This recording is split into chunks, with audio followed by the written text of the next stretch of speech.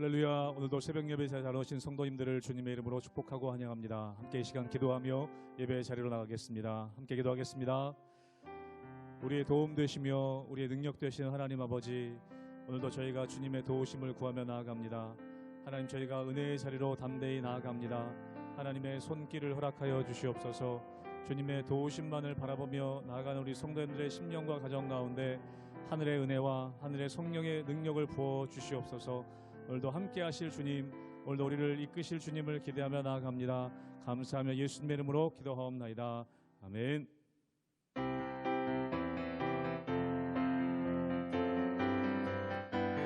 예수 사랑하심을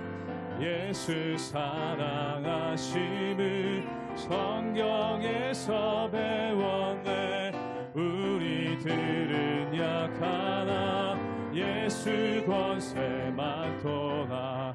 날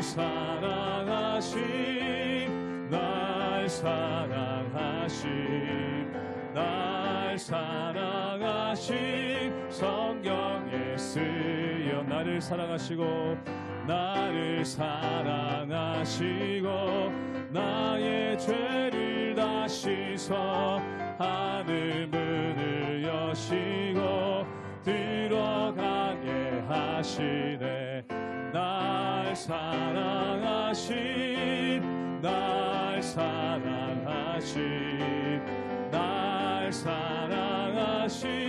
성경에 쓰여 내가 연약할수록 더욱 귀히 여기사 높은 보좌 위에서 낮은 나를 보시. 날 사랑하신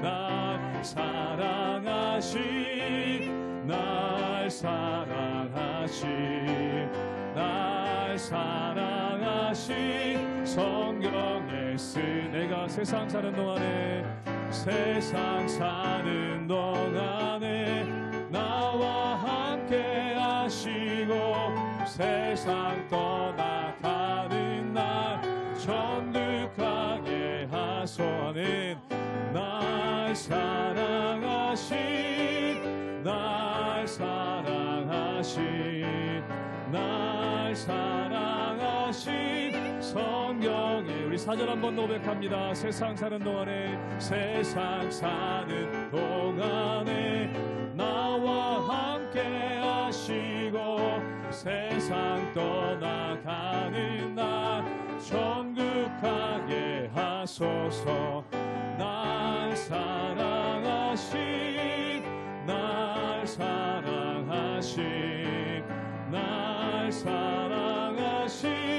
성경에 쓰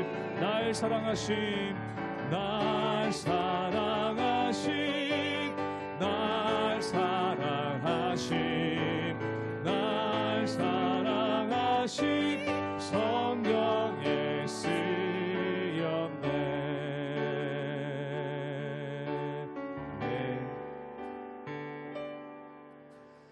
무엇과도 주님을 바꾸지 않으리.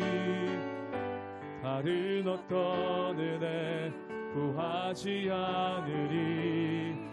오직 주님만이 내 삶의 도움이시니 주의 얼굴 보기 원합니다. 나 무엇과도 주님을 바꾸지 않으리. 무엇과도 주님을 바꾸지 않으리. 다른 어떤 은혜 구하지 않으리. 오직 주님만이 내 삶의 도움이시니 주의 얼굴 보기 원합니다. 주님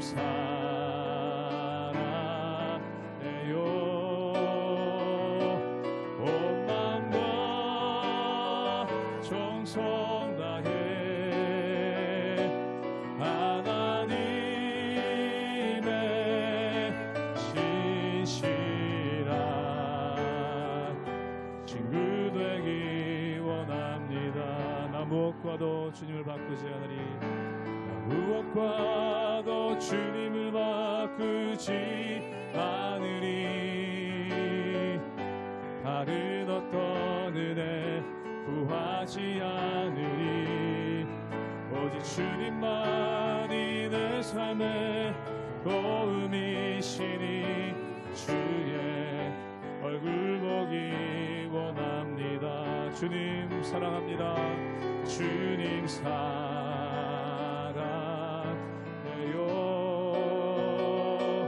온 마음과 정성 다해 하나님의 진실한 친구 되기 원합니다. 주님 사랑해요. 주님 사랑해요.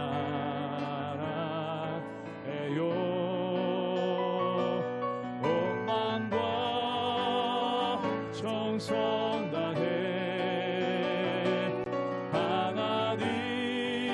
하나님의 신실한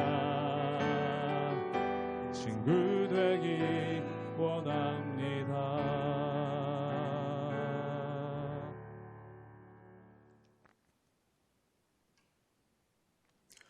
할렐루야. 하나님의 은혜와 평강이 우리 성도님들의 삶과 가정 가운데 날마다 가득하시기를 주님의 이름으로 축복합니다. 성경에서는 성전에 대한 이야기가 굉장히 많이 나오고 있습니다. 오늘 본문에서도 솔로몬이 성전을 건축하는 이야기가 5장부터 계속해서 진행되어지고 있는 것이죠. 성경의 관점으로 성전이 무엇인지, 또 성전에 대한 올바른 관점과 이해를 갖는 것이 굉장히 중요하다는 것입니다.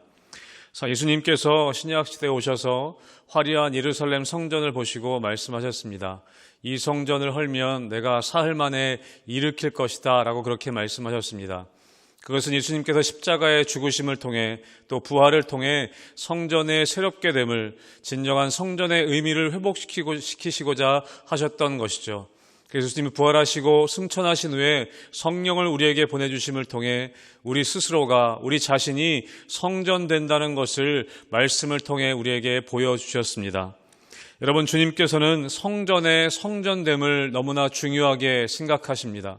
성전이 무엇인지, 그리스도의 성전된 우리의 삶이 어떠해야 하는지에 대한 이야기들이 성경에 가득 기록되어져 있는 것이죠. 사랑하는 성도 여러분 한 분 한 분이 성령을 모신, 그리스도를 모신 성전임을 기억하시고 주님의 성전으로 올바른 삶을 살아가는 여러분의 삶이 되시기를 주님의 이름으로 축복합니다. 열왕기상 8장 1절에서 11절까지의 말씀입니다. 이에 솔로몬이 여호와의 언약궤를 다윗성 곧 시온에서 메어 올리고자 하여 이스라엘 장로와 모든 지파의 우두머리 곧 이스라엘 자손의 족장들을 예루살렘에 있는 자기에게로 소집하니 이스라엘 모든 사람이 다 에다님월 곧 7째 달 절기에 솔로몬 왕에게 모이고 이스라엘 장로들이 다 이름에 제사장들이 궤를 매니라. 여호와의 궤와 회막과 성막 안의 모든 거룩한 기구들을 메고 올라가되 제사장과 레위 사람이 그것들을 메고 올라가매 솔로몬 왕과 그 앞에 모인 이스라엘 회중이 그와 함께 그 궤 앞에 있어 양과 소로 제사를 지냈으니 그 수가 많아 기록할 수도 없고 셀 수도 없었더라. 제사장들이 여호와의 언약궤를 자기의 초소로 메어 드렸으니 곧 성전의 내소인 지성소 그룹들의 날개 아래라. 그룹들이 그 궤 초소 위에서 날개를 펴서 궤와 그 채를 덮었는데 채가 길므로 채끝이 내소 앞 성소에서 보이나 밖에서는 보이지 아니하며 그 채는 오늘까지 그곳에 있으며 그 궤 안에는 두 돌판 외에 아무것도 없으니 이것은 이스라엘 자손이 애굽 땅에서 나온 후 여호와께서 저희와 언약을 맺으실 때에 모세가 호렙에서 그 안에 넣은 것이더라. 제사장이 성소에서 나올 때에 구름이 여호와의 성전에 가득하며 제사장이 그 구름으로 말미암아 능히 서서 섬기지 못하였으니 이는 여호와의 영광이 여호와의 성전에 가득함이었더라. 솔로몬은 솔로몬의 성전을 이제 다 건축하게 됩니다. 열왕기상 5장부터 7장까지 이 성전에 대한 모습, 성전을 건축하는 이야기들이 가득 나와 있습니다. 외관도 다 짓게 되고 또 내부도 장식을 마치고 성전에 넣을 기구들도 다 마련하게 됩니다. 준비하게 됩니다. 최상의 재료들로 성전을 건축했던 것이죠. 여러분, 오늘 7장까지의 말씀, 어제 본문까지의 말씀을 보면 성전이 다 건축된 것처럼 보입니다. 그런데 오늘 성경에서는 성전의 건축이 아직 끝나지 않았음을 오늘 본문을 통해 우리에게 보여주고 있습니다. 여러분, 성전의 성전됨은 무엇을 통해 드러나게 되는 것일까요? 오늘 열왕기상 8장 10절에서 11절까지의 말씀을 함께 보도록 하겠습니다. 제가 읽겠습니다.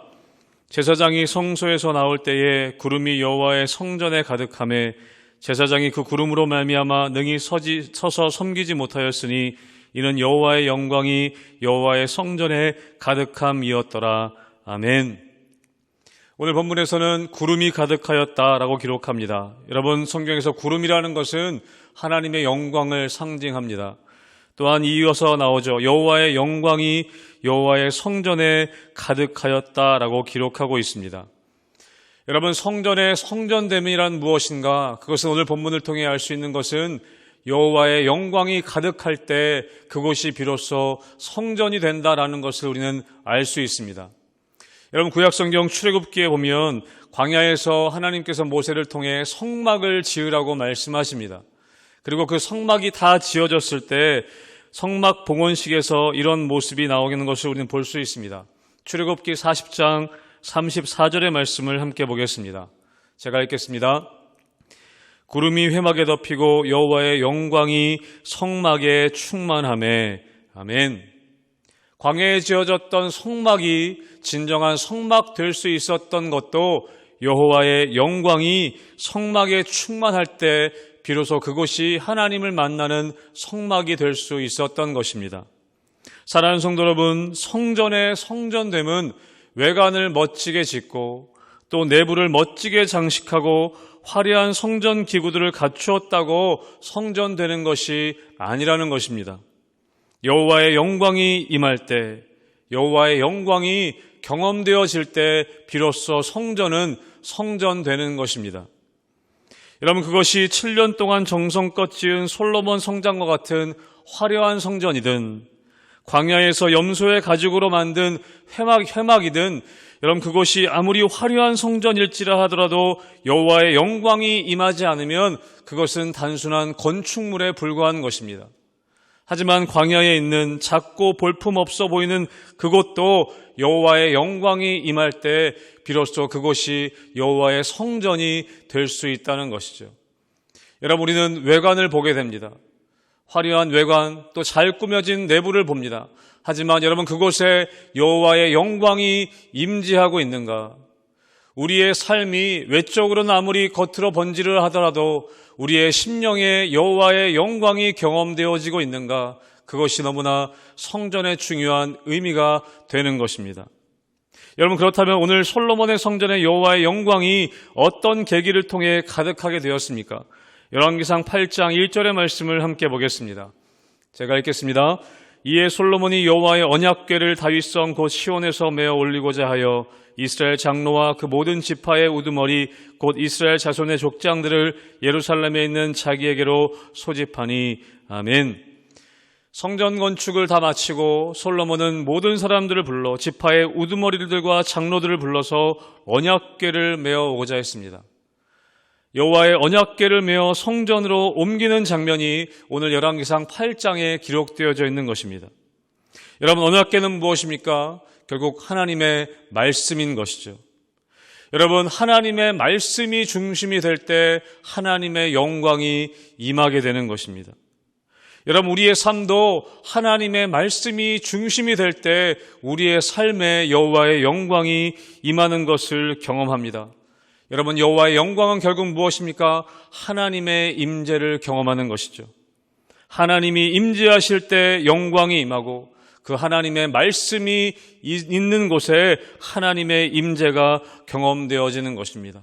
사랑하는 성도 여러분, 여러분 삶에 하나님의 말씀이 여러분 삶의 중심 되시기를 주님의 이름으로 축복합니다.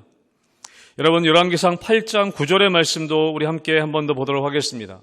제가 읽겠습니다. 그 궤 안에는 두 돌판 외에 아무것도 없으니 이것은 이스라엘 자손이 애굽 땅에서 나온 후 여호와께서 저희와 언약을 맺으실 때에 모세가 호렙에서 그 안에 넣은 것이더라. 아멘. 여러분, 우리가 아는 것처럼 여호와의 언약궤 안에는 세 가지가 있었던 것을 우리는 기억합니다. 두 돌판과 만나 항아리, 그리고 아론의 쌍난 지팡이, 그 세 가지가 언약궤 안에 원래 있었습니다. 그런데 오늘 본문에 보면 그 궤 안에는 두 돌판 외에 아무것도 없었다라고 그렇게 기록하고 있습니다. 여러분, 만나 항아리는 어떤 것을 이야기합니까? 광야에서 하나님이 기적적으로 이스라엘 백성들을 먹이셨던 그 상징적인 것이 바로 만나였습니다. 기적의 상징인 것이죠. 여러분, 아론의 쌍난 지팡이는 무엇입니까? 서로 싸우고 있을 때 아론의 지팡이에만 싹이 나서 그에게만 권위가 있음을, 하나님이 그에게 권위를 주셨음을 보여주었던 것이죠. 직분을 주신 것이죠. 여러분, 기적도 사라집니다. 여러분, 우리의 직분들도 사라집니다. 그러나 중요한 것은 하나님의 말씀만 남는다는 것이죠. 우리가 잘 아는 이사야서 40장 8절의 말씀처럼 푸른 마르고 꽃은 시드나 여호와의 말씀은, 하나님의 말씀은 영원히 서리라. 여러분, 그것이 바로 하나님의 법칙인 것입니다. 다른 것은 다 사라지지만 하나님의 말씀만 영원한 것이죠. 사랑하는 성도 여러분, 그 영원한 말씀을, 영원한 것을 붙잡게 되시기를 주님의 이름으로 축복합니다. 그 말씀을 붙잡고 그 말씀의 임재 앞에 우리가 설 때에 비로소 우리는 하나님의 영광을 경험하게 되는 것입니다. 여러분, 우리의 가정과 또 여러분 이 나라가 하나님의 영광이 임하려면 어떻게 해야 합니까?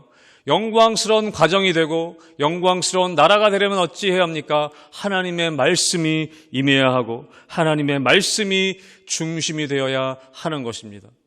여러분, 역사적으로 우리나라가 어려울 때마다 우리는 말씀 앞에 섰습니다. 말씀 사경례를 통해 기도하고 말씀 앞에 엎드렸습니다. 그럴 때 우리나라와 민족 가운데 하나님의 영광이, 우리 교회 가운데 하나님의 영광이 임했던 것을 우리 믿음의 선배들은 경험하였습니다.